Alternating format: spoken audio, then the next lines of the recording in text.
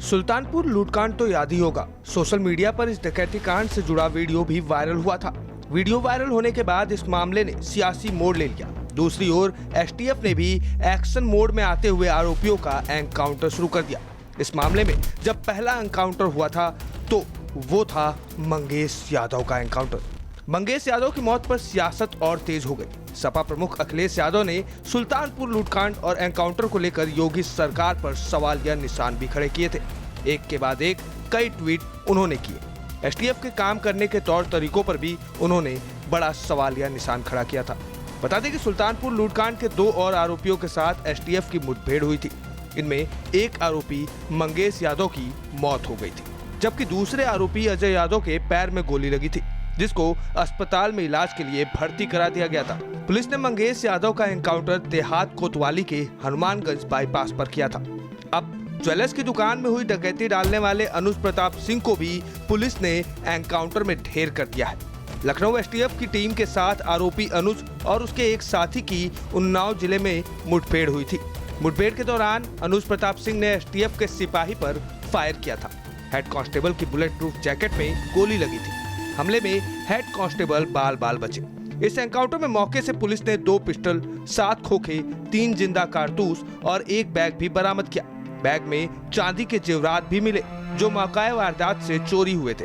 STF के action पर अनुज प्रताप सिंह के पिता का बयान सामने आ गया है। अभियुक्त अनुज प्रताप सिंह के पिता ने अखिलेश यादव पर गंभीर आरोप लगाए हैं। अनुज प्रताप के पिता ने कहा कि अब अखिलेश की इच्छा पूरी हुई। सबसे पहले आप ये बयान सुन लीजिए। अनुज प्रताप सिंह मेरा लड़का था। उसका सूरत में सिर्फ एक ही केस था और बाकी सुल्तानपुर में नाम था। पुलिस ने उसको इनकाउंटर करके मृत घोषित कर दिया। हम लोगों को कोई भी जानकारी इस विषय में नहीं। चलो, अखिलेश यादव जी का इच्छा तो पूरी हो गई। कम से कम ठाकुरों का इनकाउंटर करके उनकी इच्छा की पूर्ति तो हो गई। ठाकुर का भी इनकाउंटर हो गया। जिसके पास 35-40 केस है उनका इनकाउंटर नहीं हो रहा। जिसके पास 1-2 केस है उनका इनकाउंटर किया जा रहा है। सरकार की मर्जी है, जो मर्जी हो सरकार कराए। अब अनुज प्रताप सिंह के एनकाउंटर पर सियासी बयानबाजी भी शुरू हो गई है। कैबिनेट मंत्री ओम प्रकाश राजभर ने कहा कि अपराधी की कोई जाति नहीं होती। अपराधी अपराध करता है तो कार्रवाई होती है। कोई नया काम पुलिस ने नहीं किया है। इधर हम 7 साल में जो पूर्व की सरकार और इधर की सरकार में देख रहे हैं, अपराधी की कोई जाति नहीं है जो होती है।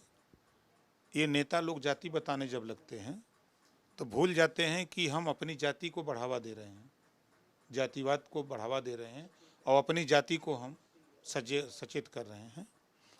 67 मुसलमान मारा गया 7 साल में जो अपराधी, 20 ब्राह्मण, अब तो 19 हो गया। 18 थे, अब जो आप बता रहे इसको लेके 19 राजपूत और 17 जाट और गुजर, 24 अति पिछड़ा, 26 अन्य। तो खाली मंगेश यादव को लेकर के अखिलेश यादव क्यों चिंतित थे? अब तो चिंता इस पे भी होनी चाहिए उनकी कि ये भी गलत हो गया। जो 67 मारे गए वो भी गलत हो गया। जो 20 ब्राह्मण और 18-19 राजपूत मारे वो भी गलत हो गया। तो नेताओं के जो बयान आ रहे हैं वो बयान जातिवाद को बढ़ावा देने का। अगर वो मंगेश यादव रट रहे थे तो उनका उससे क्या संबंध है? और उस लूट कांड में क्या वो था कि नहीं था, ये बात तो बता नहीं रहे हैं लोग। ये बात विपक्ष के लोग, चाहे राहुल जी बोल रहे हों चाहे अखिलेश जी बोल रहे हैं, उनको बताना चाहिए कि इस घटना में नहीं था। वहीं सुल्तानपुर एनकाउंटर पर कैबिनेट मंत्री संजय निषाद ने भी बड़ा बयान दिया है। देखिए, अपराधी की तो कोई जाति नहीं होती है और अपराधी भी किसी जाति को विशेष टारगेट नहीं करता। अपने अपराध में जो भी उसके सामने आता है उसको, मान लीजिए उस दुकान पर, सोने चांदी की दुकान पर तो हर जाति के लोग थे। तो उसमें जाति को लेकर राजनीति करने वाले कुछ लोग आज 30 सालों से हैं, जिनकी उल्टी गिनती 2013 के बाद निषाद पार्टी आने के बाद शुरू खत्म हो गई। चूँकि लोग जाति विशेष को देखकर भर्ती करते थे, जाति विशेष को देखकर संरक्षण देते थे। और ये आज हमारी सरकार जनता के द्वार है। जनता से जो वादा किया था कि हम जनता के साथ खड़े रहें और जनता के विरोध में जो भी आएगा वो माफ़ नहीं होगा। आज अपराधी हों, माफिया हों, बड़े दहशतगर्द हों, जितने भी हों, अब देखो धीरे धीरे सब खत्म हो गए। जो बच्चे खुचे हैं वो भी इसी तरीके से ख़त्म हो जाएंगे।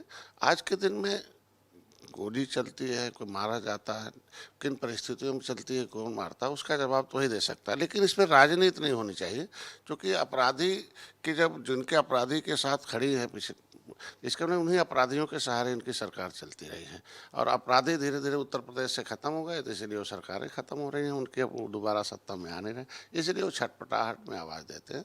आज के दिन में आप समझ सकते हैं कि इस पर कम से कम विपक्ष को सवाल देना चाहिए कि भाई वो जो कहते थे कि नहीं STF जो है वो क्या जाति देखकर गोली मारती है, तो यहाँ तो देख लीजिए अब दूसरी जाति का है और है तो अपराधी है, अगर उसने पुलिस के ऊपर जवाबी कार्रवाई की होगी तो सरजत में अपनी सुरक्षा में। अब वो जो पकड़ा गया अपराधी है वो सब बताएगा हमको लगता है। और सर में जो ये कहते थे कि माल नहीं बरामद हुआ, तो आखिर बरामद हुआ, सब कुछ हुआ। तो विपक्ष को इस तरह से राजनीति से बचना चाहिए, समाज के साथ खड़ा रहना चाहिए, देश के साथ। फिलहाल इस मामले में भरपूर राजनीति हो रही है। एनकाउंटर पर जारी सियासत पर आपकी क्या राय है, हमें कमेंट में जरूर बताइएगा। भारत समाचार के डिजिटल डेस्क से विश्वेश तिवारी।